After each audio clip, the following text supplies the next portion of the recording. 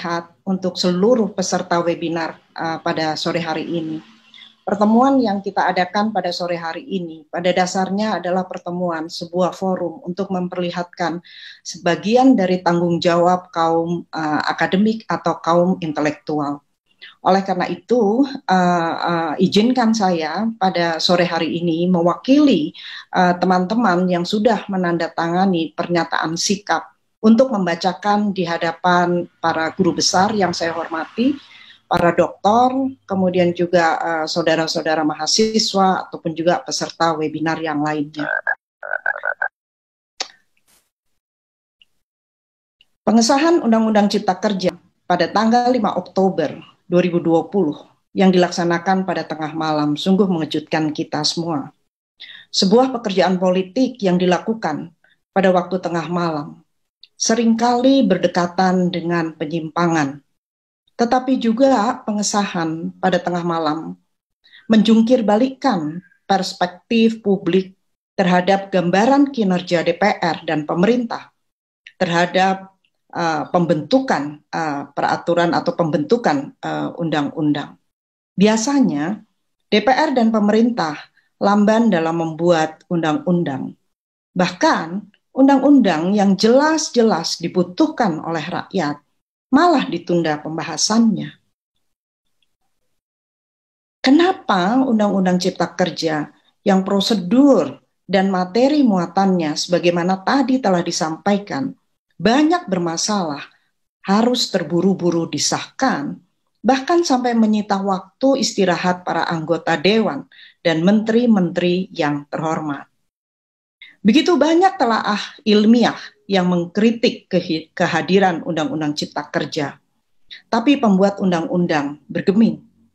Lalu dianggap apa sesungguhnya partisipasi publik yang harus diadakan menurut pasal 96 Undang-Undang nomor 12 tahun 2011, Yungto Undang-Undang nomor 15 tahun 2019 tentang pembentukan peraturan perundang-undangan.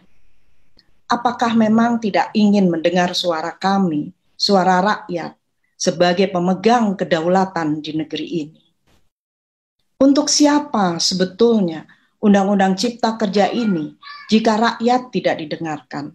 Padahal undang-undang itu adalah cara rakyat untuk menentukan bagaimana cara negara diatur dan bagaimana cara negara diselenggarakan.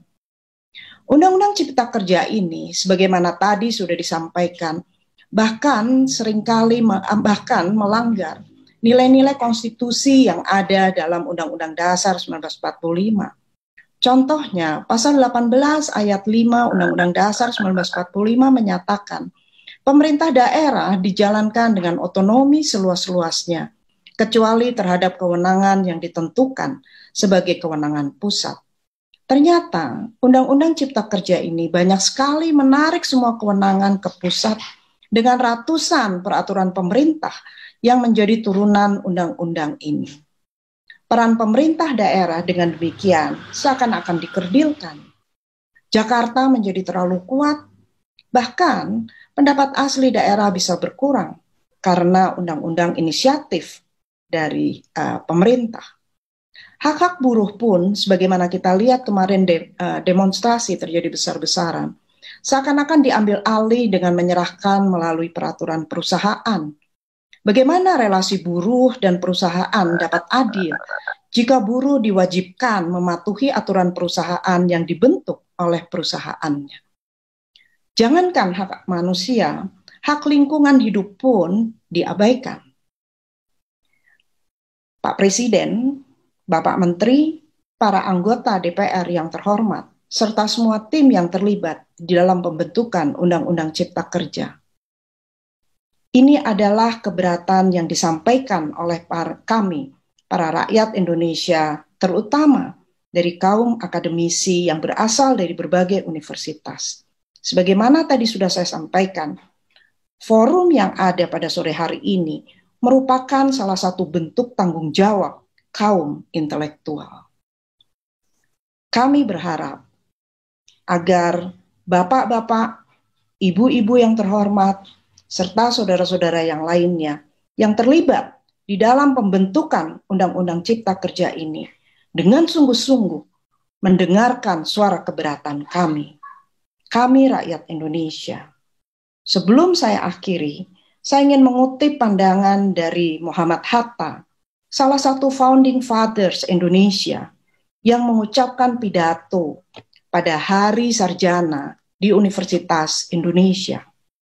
Pada saat itu, Bung Hatta mengatakan, karena semua dipandang mudah dengan semangat avanturir, mengalahkan rasa tanggung jawab, timbullah anarki dalam politik dan ekonomi, serta penghidupan sosial, dengan akibatnya yang tidak dapat dielakkan, yaitu korupsi dan demoralisasi.